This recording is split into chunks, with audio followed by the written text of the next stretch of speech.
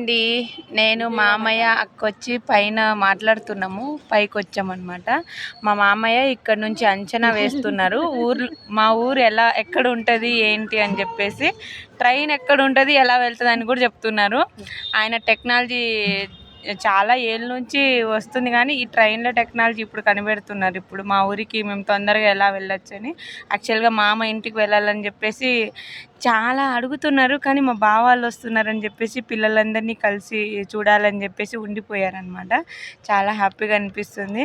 మామ ఎప్పుడు బిజీ పర్సనే అండి. అసలు మా దగ్గరికి రమ్మన్నా రాడనమాట. మేమైతే ఫుడ్కి ఇబ్బంది అని చెప్పేసి చాలా బాధపడుతుంటాము. అసలు ఆయన మాకు అన్నీ ఇచ్చా కూడా మేము ఆయనకి హ్యాపీనెస్ ఇవ్వలేకపోతున్నాం అని చెప్పేసి కొంచెం ఫీల్ అవుతుంటాము. మామకి ఆ ఫీలింగ్స్ అవేం లేదని చెప్తాడనమాట. మేము చెప్తే మీరు హ్యాపీగా ఉండండి అని చెప్తుంటాడు.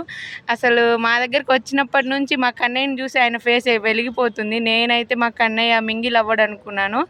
సూపర్ డూపర్గా తాత వెళ్ళిపోయాడని చెప్తేనే చాలు ఏడుస్తున్నాడు బాగా. చూడండి, వాళ్ళ తాతయ్యని పైకి తీసుకొచ్చి మొత్తం పరిచయం చేస్తున్నాడు. వాడెక్కడికి పోయాడు, అసలు ఆ పాండ తీసుకొని వెళ్ళిపోయాడు. ప్రతి మాటికి దాదా దాదా అనే చెప్తున్నాడు అనమాట.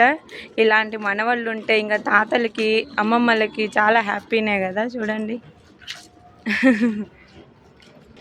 లైక్ చేసుకోవచ్చు కదా. బాయ్.